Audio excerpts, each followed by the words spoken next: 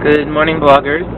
It is Tuesday, September 18th, and I'm on my way to work, and I'm happy to say I am wearing my retainer. Yesterday, probably 5 minutes before I arrived at school, I realized that I had left it at home. Now, the thing is that there was nothing I could do about it because, traffic in Los Angeles is terrible, and for me going to work, there usually isn't. I mean, there might be like a minute of traffic at different points, but for the most part, it's traffic-free going in. But if I was to be going in the opposite direction, it would take me over an hour to get back.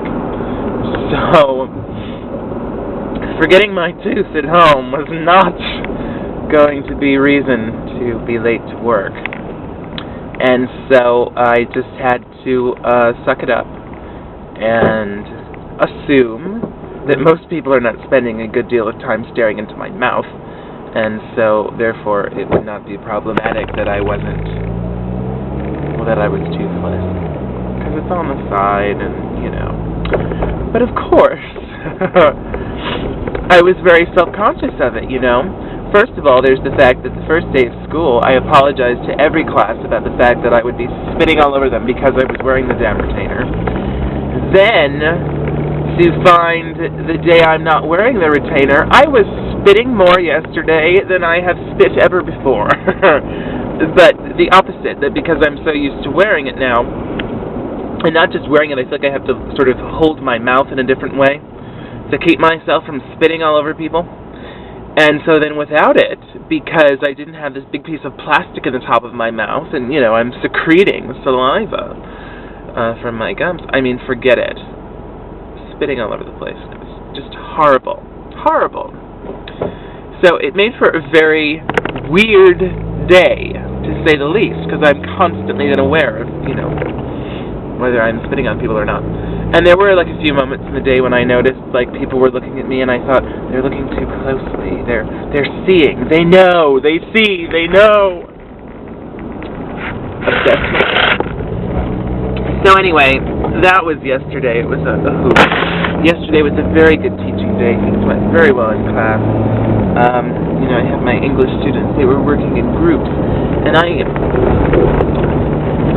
on occasion I have used grouping in a bad way, I must admit, which was that when I found the class to be uncontrollable, because my experience of doing group work has been that it is out of control and not effective.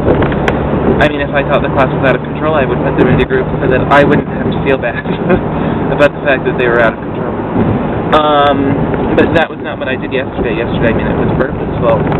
And I was worried that it might not work because if the kids weren't interested in the subject matter, it would be problematic. But, it's about stereotyping and racial profiling and that sort of thing. And so they were reasonably into it. I mean, I just put them in random groups, so they didn't choose. They weren't with their friends or anything.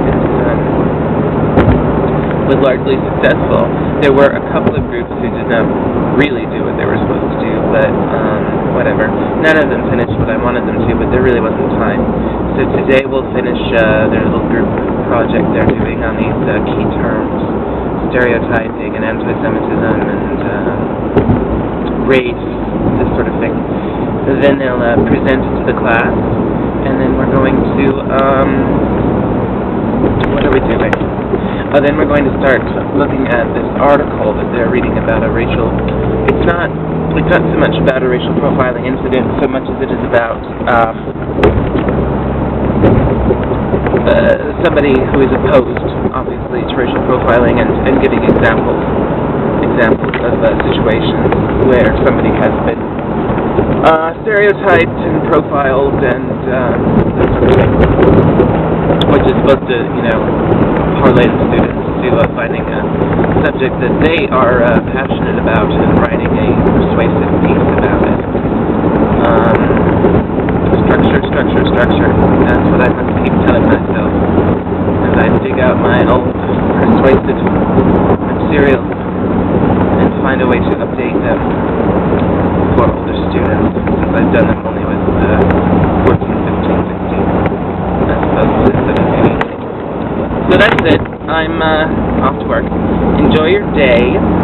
And Ross, there was something you asked me a question about, and I didn't remember. I don't remember what it was. Anyway, maybe I'll check through the blogs tonight, and I'll go find the one that you asked a question about and post it back. Any case, but if I don't remember, I do apologize. It's just that my mind is in a different place when I am getting home. So take care. Enjoy your day. Goodbye.